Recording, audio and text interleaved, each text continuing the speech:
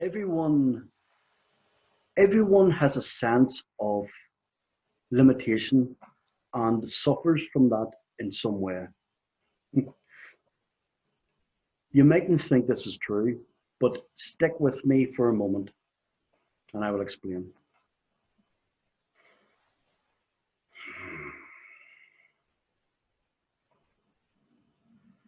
There are three types of limitation.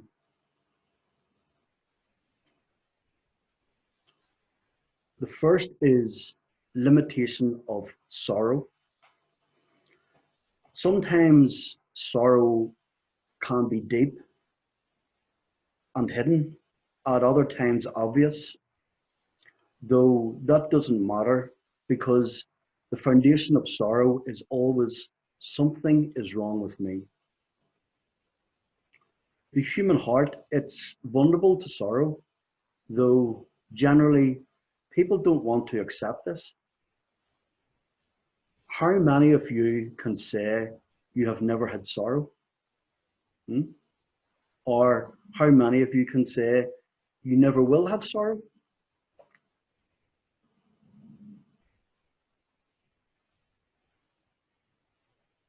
The second limitation is limitation of time.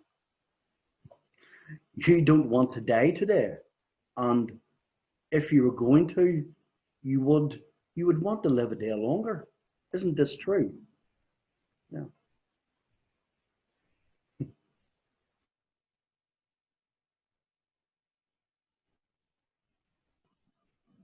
It's only when the person thinks this world can no longer provide happiness do they think of quitting.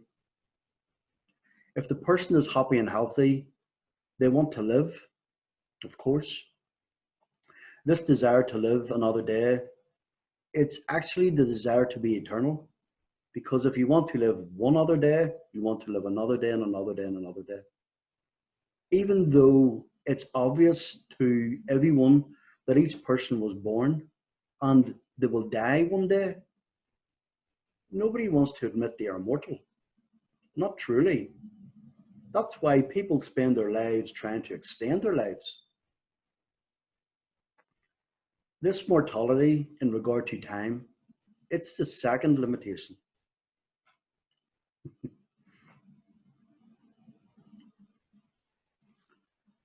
Limitation of ignorance is the third. Everyone has a thirst for knowledge. Humanity loves knowledge. We don't like ignorance and always want to know something more. Isn't this correct?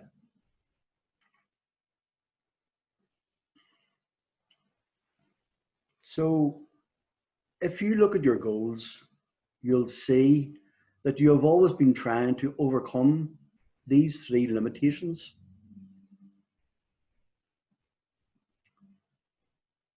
You've assumed that you're subject to sorrow. You've assumed that you're mortal and you're ignorant of what you are. So you endlessly search for more objects that you think will provide more of these things and bring security to your life.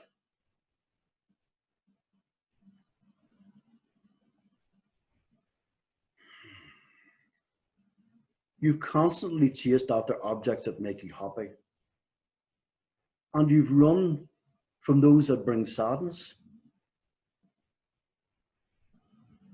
If you really stop to think about this, you'll see it's true.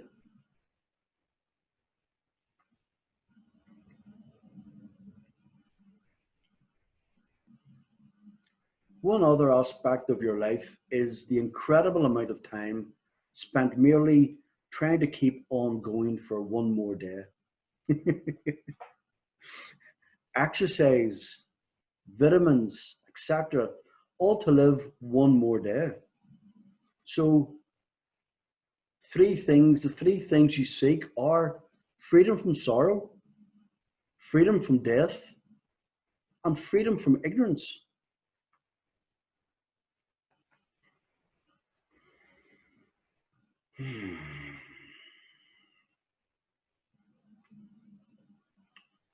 But these three limitations are not legitimate. So they don't require any grief. People can only solve a problem if there actually is a problem. If I show you that a problem doesn't exist, then you are released from it. Yeah.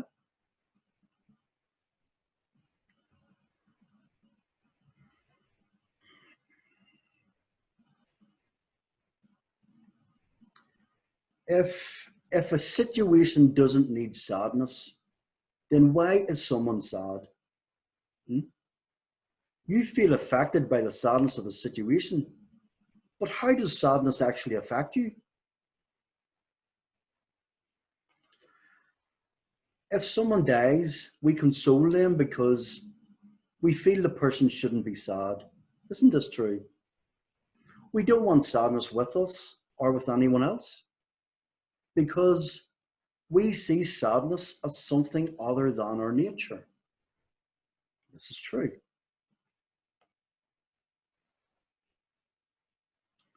Likewise, we don't console someone who is happy, do we? We celebrate it because we see happiness as natural to us.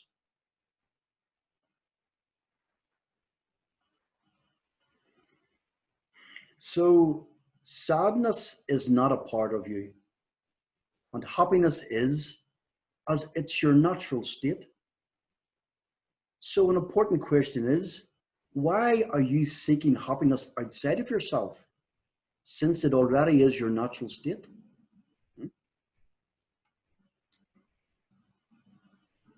You're doing this because you don't know what you are. It's like someone who is searching for a lost key only to find it in their pocket. You already have that which you seek. It's just that you don't understand that happiness is your nature.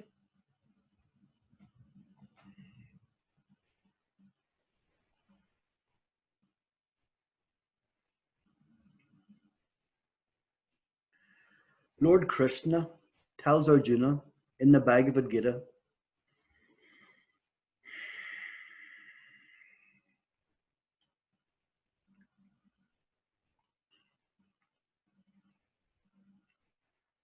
you want to achieve freedom from limitations of sorrow, mortality, and ignorance because you do not know that this freedom is already achieved.